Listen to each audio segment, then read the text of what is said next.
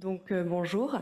Je vais beaucoup m'éloigner de l'homme là maintenant pour parler vraiment de modèles animaux et de comment on peut utiliser ces modèles pour essayer de comprendre les bases biologiques et moléculaires des troubles neurodéveloppementaux. En fait, je vais vous présenter des études que j'ai fait un peu pendant ma thèse et pendant le postdoc, où à chaque fois je m'intéresse à la synapse.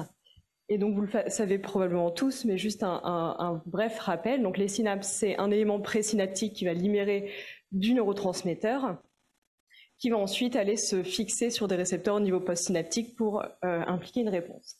Et il y a de nombreuses pathologies qui présentent un déficit de la synapse et qui peuvent être donc regroupées sous le terme de synaptopathie.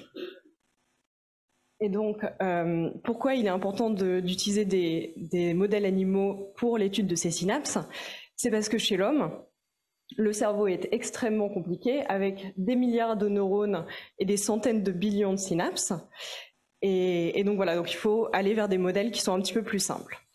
Pendant ma thèse, je me suis intéressée au modèle souris, qui lui est génial parce que 98% des gènes humains présentent un orthologue chez la souris.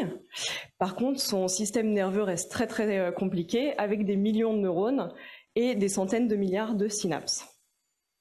On peut également modifier génétiquement une souris, mais ça reste relativement complexe et ça prend du temps. Et donc pendant le postdoc, je me suis intéressée à un autre modèle, qui est le nématode C. elegans, qui lui a un système nerveux très simple avec exactement 302 neurones et quelques dizaines de milliers de synapses. Ce qui est génial, c'est qu'au niveau génétique, on peut vraiment manipuler son génome très facilement. Et malgré le fait qu'évolutivement, il soit beaucoup plus éloigné de l'homme, on a quand même 40% des gènes humains qui présentent un orthologue chez ce modèle. Donc pour commencer, ce que j'ai fait pendant ma thèse, c'est j'ai participé à la création d'une nouvelle technique qui s'appelle SynMap, dans laquelle qu'on a utilisé pour étudier la diversité synaptique. Donc cette technique, elle repose en fait sur l'utilisation de souris knock-in, dans lesquelles deux protéines synaptiques, qui sont en fait des protéines exprimées au niveau postsynaptique des synapses glutamatergiques, ont été marquées avec des protéines fluorescentes. Ensuite, on prend des coupes de cerveau de souris, on les passe sous un microscope, et ce microscope est à la fois très résolutif, donc ce qui nous permet d'observer des synapses individuelles, mais aussi très rapide, ce qui permet d'imager des sections entières de cerveau de souris. Et comme ça, on a pu cartographier des milliards de synapses, et ainsi faire la première carte moléculaire des synapses glutamatergiques dans le cerveau de la souris. Et on a pu montrer que chaque région du cerveau a un répertoire très spécifique de synapses. Mais ça va même plus loin que ça, c'est-à-dire que même au sein d'une même région, la population de synapses est extrêmement complexe. Et on voit notamment que le ratio d'expression entre les deux protéines qu'on regarde est très variable d'une synapse à l'autre. Malgré cette complexité, on peut quand même faire des études pour essayer de comprendre comment la carte synaptique peut être réorganisée dans des cas de mutation. Et donc pendant ma thèse, j'ai regardé deux mutants en particulier, les mutants DLG2 ou PSD93, qui, chez l'homme, des mutations de ce gène sont impliquées comme un facteur de risque dans plusieurs maladies neurodéveloppementales, dont la schizophrénie, l'autisme et les troubles bipolaires. Et le deuxième mutant que j'ai regardé, c'est des souris ayant une mutation de DLG3 ou SAP102, qui chez l'homme sont impliquées dans un déficit intellectuel. Et là, ce que je vous présente, en fait, c'est des cartes de la densité, donc du nombre de synapses exprimant PSD95.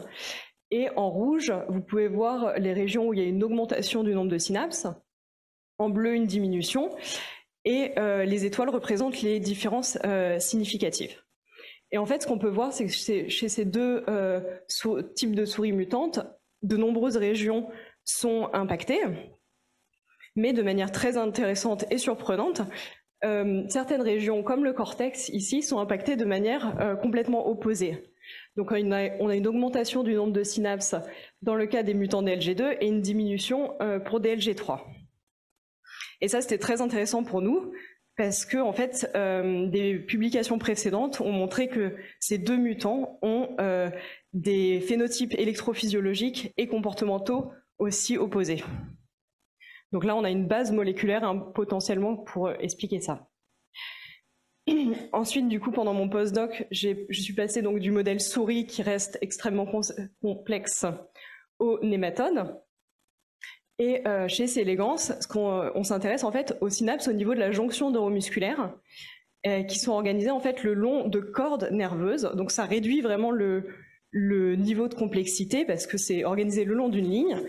Et il y a vraiment deux types de synapses qui est un type de synapse excitatrice venant des motoneurones cholinergiques et des synapses inhibitrices venant des motoneurones GABAergiques.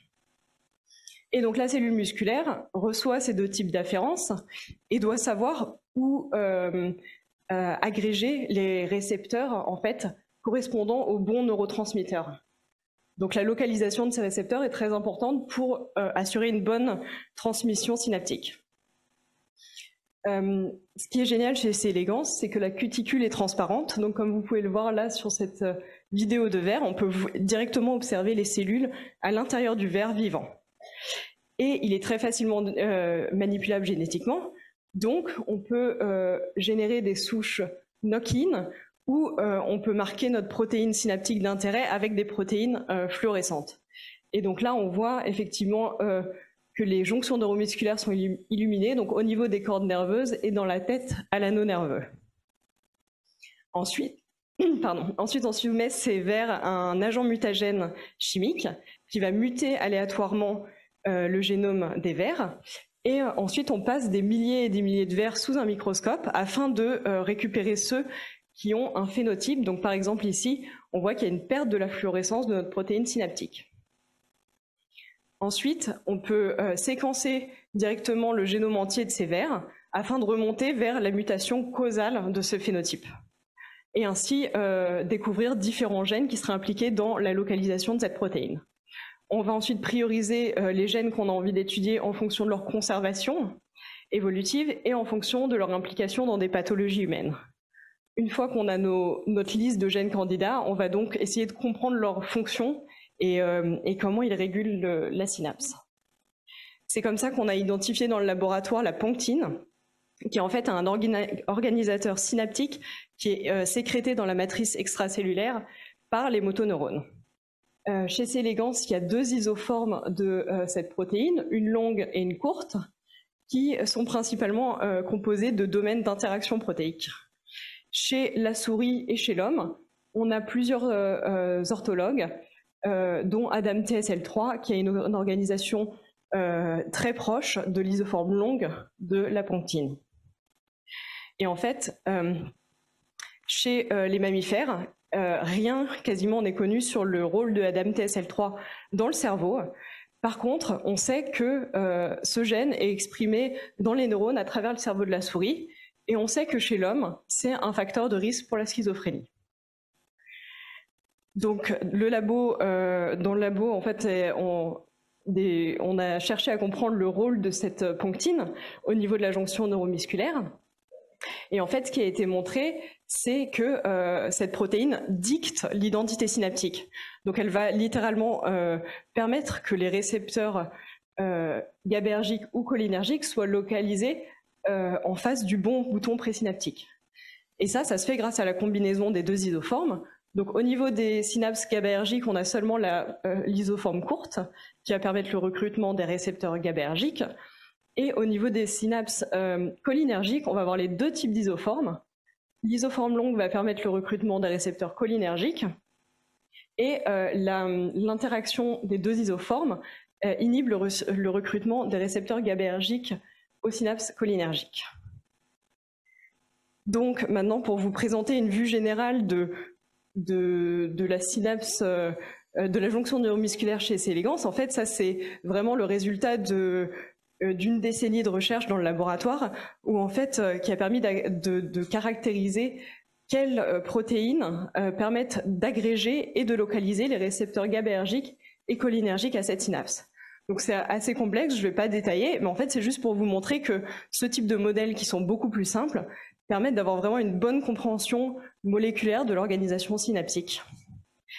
Et ce qui est important forcément pour nous, c'est aussi que la plupart de ces gènes sont conservés. Donc ça nous donne une base, une fois qu'on sait quel est le rôle moléculaire d'un gène chez ce type d'organisme, d'aller voir ensuite chez des animaux plus compliqués si cette fonction est bien conservée.